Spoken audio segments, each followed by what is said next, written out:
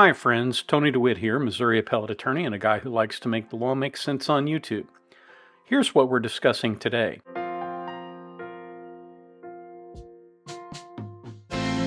Well, I have to tell you, the environment for lawyers behaving badly has become target rich, at least in the last couple of months. And today we have a case from the Fifth Circuit Court of Appeals down in the Texas area discussing a particular lawyer and some of the things that he's done. Now, before we get into a discussion of the case, which isn't going to take that long because the one point in this is just sort of a statute of limitations point, I want to point out what's wrong with the case, and I want to do that by contrasting the way good attorneys work in the area of personal injury. If you have watched any of Mike Rafey's content here on YouTube, and I would encourage you to do that if you haven't. He's a very good personal injury attorney. He's in Atlanta, and he has done a lot of really good informational videos about what it's like to represent clients. But one of the things that sets good personal injury attorneys off away from people who are not such good attorneys is that they are scrupulous about following the rules. Now, there are two different doctrines called champerty and barratry that essentially make it unlawful for an attorney to go out and solicit clients. Now, that doesn't mean that you can't solicit witnesses, but it does mean that you can't solicit clients. So if you know that Mr. Jones was in a car accident and he broke both of his legs and he's going to be out of work for 6 months, you can't go over to his house and knock on the door and say, "Hey, I'm an attorney, and guess what? I'd really love to represent you in your personal injury case." And the reason you can't do that is because people are supposed to be able to go find their own representation for legal issues, and you can't solicit them because that's just not the way the legal system is set up. So if they come to you, that's fine. If you could certainly advertise and you can make it known that you work in a particular field of endeavor, we're a personal injury law firm or we're a plaintiff's firm, whatever it is you want to say, however you want to describe yourself, that's okay. But what you can't do is deliberately contact somebody that you know has a case in order to bring them into the office. And the rules are written in such a way that attorneys cannot do through an agent what they are prohibited from doing by the rules. I want to walk through this little animation because I think it explains it reasonably well and reasonably succinctly. So Texas law and the professional rules of conduct in Texas prohibit a lawyer from directly soliciting clients known to have personal injury claims. So lawyers hire non-lawyer assistants to run out and talk to these people and sign them up for the law firm. That violates state law. Because this conduct is unlawful, that makes the payments to these people illegitimate business expenses for an attorney. But a lawyer can pay a referral fee to another attorney for a case brought in, and that happens all the time, and it's completely legitimate. Now, all of that said, here is the thing that I think really sets people apart. When I started working in the legal firm that I work in now, one of the first stories I heard about the man whose name was the first one on the letterhead was that he wouldn't hire people who skated close to the edges of the rink. He just didn't like people who wanted to shoot angles, and he thought that people who were willing to do that were willing to cheat clients, and he never wanted to be associated with anybody who would cheat a client. He once hired an associate who, well, I guess I should back up. In Kansas City, if you live in the city of Kansas City, and your law firm is in the city of Kansas City, and you get paid by that law firm, then you also have to pay a city income tax. You have federal income tax, you have state income tax in Missouri, and in Kansas City, you have city income tax. So a particular employee of the firm in his first year there went around and told everybody how he didn't have to worry about paying that stupid income tax because he used his mother's address in a distant city to, in other words, to basically defraud the city of Kansas City from its income tax. Even though he actually lived in the city and he received mail in the city, he basically just falsified his employment record with the firm so that it showed an address in a different place. And that's fraud, and it's tax fraud. And he told that story to a number of fellow attorneys as well as a couple of paralegals. Somebody mentioned it to the big guy, and the big guy called him in and said, "Is this true? Is this really what you did?" He said, "Yeah, it's pretty smart, isn't it?" He said, "No, it's not. You're fired. Leave." And that's exactly how you handle people who cheat. You get rid of them. Unfortunately, as somebody commented on one of the other videos that I made several weeks ago, if people just spent as much time as they spend figuring up complex schemes to essentially cheat people and just put all of that effort into working hard and doing a good job, they would never need to go into making all of these complex schemes to cheat people.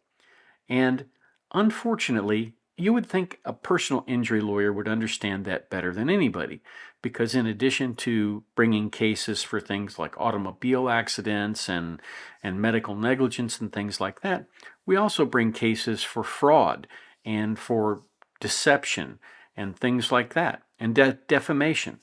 All of these things we bring cases for, and we represent people who've been hurt. Well, the last thing in the world you ever want to do is hurt one of your clients. And unfortunately, when you get into trouble and get disbarred, you're going to leave a lot of clients hanging in the wind because you have basically a caseload that goes on for several years. The case you're working on bringing to trial this month is going to be met by another case coming up in a couple of months from that that's going to go to trial. These cases all get processed as they come in, and there's just a long string. Well, eventually, if you screw up and you get caught doing something wrong, you're going to leave some people hanging, and they're going to have to go find other lawyers, and they've already spent time with you. It's a bad situation for lawyers to be in. And so, in this particular case, what we have is we have a lawyer who broke the rules. So, let's take a look at the case. This is the case of Richard Plezia, United States of America versus Richard Plezia. And it says, Richard Plezia challenges his conviction of conspiracy to defraud the United States, making false statements, and falsification of records in a federal investigation following a 15-day jury trial. If it took 15 days to put on the evidence in a tax fraud case, you can believe me when I tell you that it was a fairly complex scheme and that they had a lot of witnesses who came in and told their part of the story so that the jury could fully understand what was going on. So this is not something that's minor. He challenges the sufficiency of the evidence of some of the convictions, the court's determination that the statute of limitations for one count of making false statements was equitably told, and the district court's decision to allow two witnesses to testify with the aid of prior recorded recollections. Because we agree with Plezia that equitable tolling of the statute of limitations in 18 U.S.C. section 3282 is not available, we vacate Plezia's conviction under count 5 and remand with instructions to dismiss count 5 with prejudice. However, the panel's agreement with Plezia ends there. With respect to every other assignment of error, we affirm. Plezia was a Houston-based personal injury attorney charged with conspiracy to defraud the United States through falsified reporting on tax returns to the IRS. The alleged falsified gains arise from barratry, the impermissible practice of attorneys soliciting clients that have not invited contact with prospective counsel. The government averred that Plezia conspired with a group of personal injury attorneys and non-attorney case runners in Houston to unlawfully reduce the federal income taxes owed by Jeffrey Stern. Now, Plezia this is really stupid. You're essentially helping somebody else cheat the federal government on their taxes, and you're making yourself an accessory to their crime, and at the same time you're committing additional crimes on your own. What does that mean? It means that if one guy gets caught, then you're going to get caught. And in addition to that, you're going to lose your law license.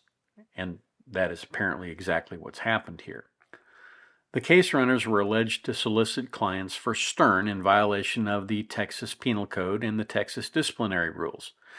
The charging instrument set out that Plezia worked with case runner Marcus Esquivel to aid Stern in reducing the income taxes he owed from 2011 through 2013.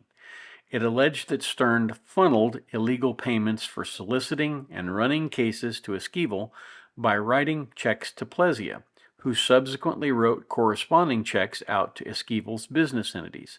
Stern would then deduct the amounts paid to Plezia as attorney referral fees. So like I said, you can't do through an agent, in this case a case runner, that which you can't do directly, which is go to somebody's hospital room and say, hey, sign up with, Attorney Jones here. You just can't do that. And because it's an unlawful practice, it's not a legitimate business expense. And Stern knew it, and this guy Plezia knew it, but he went on ahead with it anyway. And that, in addition to behaving badly, he is just not being a smart guy. Because eventually everything comes out in the wash, and when it does, your goose is pretty much cooked. So as you might have guessed, Stern was arrested and charged with conspiracy to commit fraud, and he pleaded guilty. He paid over $4.35 million in restitution and cooperated with the prosecution and investigation of other attorneys involved in the scheme. So on August 6, 2019, the jury indicted Plezia on one count of conspiracy to defraud the United States, and then there were superseding indictments where he was hit with 6 additional charges. So it went all the way up to count 7. Count 1's allegations were limited to participating in redirecting checks to Esquivel. Count 5 sets out that Plezia falsely told an IRS agent in Houston in December 2016 that he had never paid Esquivel any referral fees for clients in violation of the Texas bar rules. Well, as you know, the court's not going to do anything except reverse count 5 here, and everything else they're going to affirm. So we're just going to look at what went into count 5 and what the rationale for what the government did and how they charged it was. Plezia pleaded not guilty. He also filed a separate motion to dismiss count 5 as barred by the 5-year statute of limitations in 18 U.S.C. section 3282 because it was filed over 5 years after the alleged false statement was made. He asserted that count 5 was filed 5 years and 42 days after the alleged false statement was made, even though the government had all relevant information to charge him with the offense for at least 3 years before the third superseding indictment. The government opposed both motions and argued that the statute of limitations had been told due to the delays arising from its compliance with the district court's COVID orders and from delays in processing Justice Department approvals during the pandemic. So you're probably wondering what this whole Justice Department approvals thing means. Well, this is a tax case, and there are a very select and special group of attorneys in Washington, D.C. who make up the tax branch, and they are the people who are charged with prosecuting tax-related offenses. And so when you're the local U.S. attorney in Houston, you have to coordinate with the Department of Justice in D.C., and just like the courts in the local level were tied up with COVID, well, the Department of Justice was tied up with COVID. Everybody was running around with masks and, keeping 6 feet of distance. And you can imagine that would make an inefficient system, which the government is, even more inefficient. And that's apparently what happened. So what the government is arguing here is, hey, it's not our fault that, it took so long to get this guy to trial on this case. It's the fact that COVID came in, and as a result, equity, fairness requires the statute of limitations to be told. So in April of 22, the court held a pretrial hearing, and in that pretrial hearing, it was to address the motion to dismiss the indictment. The government attributed the delay between April 2021 and January 2022 to delays in seeking approval from the Department of Justice Tax Division for the newly added charges in the indictment and a warrant to search Plezia's computer. On his motion to dismiss Count 5 due to the statute of limitations, Plezia asserted the government could not relax congressionally mandated statutes of limitations even during a pandemic. He further argued that the government also failed to act with the due diligence required to receive the benefit of equitable tolling. The district court acknowledged the difficulty of analyzing the statute of limitations issue and noted that there's surprisingly scant case law on it, but it denied the motion to dismiss the indictment. On appeal, Plezia contends only that equitable tolling is not available and does not argue that if equitable tolling were available, its invocation would have been an abuse of discretion. As the government agrees, our review of this contention is de novo, meaning they look at it as if it was the first time, and they give no credence whatsoever to the legal conclusions drawn by the district court. Section 3282 sets out a general statute of limitations for federal non-capital offenses, and it says except as otherwise expressly provided by law. No person shall be prosecuted, tried, or punished for any offense not capital unless the indictment is found or the information is instituted within 5 years next after such offense shall have been committed. And it says Congress has expressly provided for the extension or tolling of criminal statutes of limitations for the government to obtain evidence of an offense from a foreign country during wartime and during periods when a fugitive flees from justice, among other occurrences. Absent from this list of exceptions is any word from Congress providing that a global health crisis suspends a criminal statute of limitations.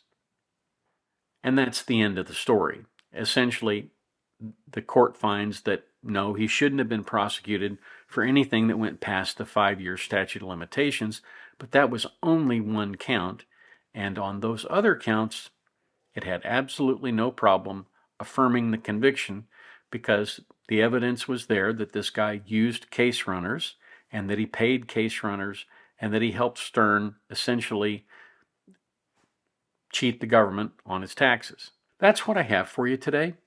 If you found this interesting, drop me a comment down below or email me at the address above. And if you have the opportunity today, do something nice for someone.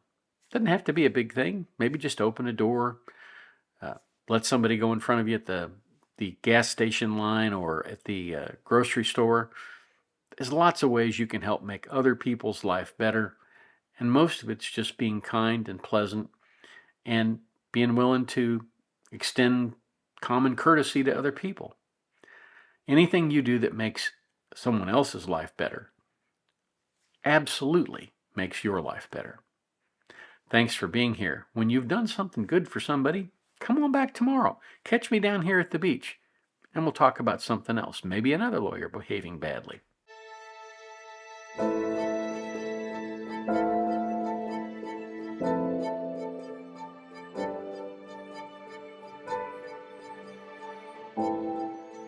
If you like this video, here are a few others you might try, and don't forget to subscribe. Have a terrific day, guys.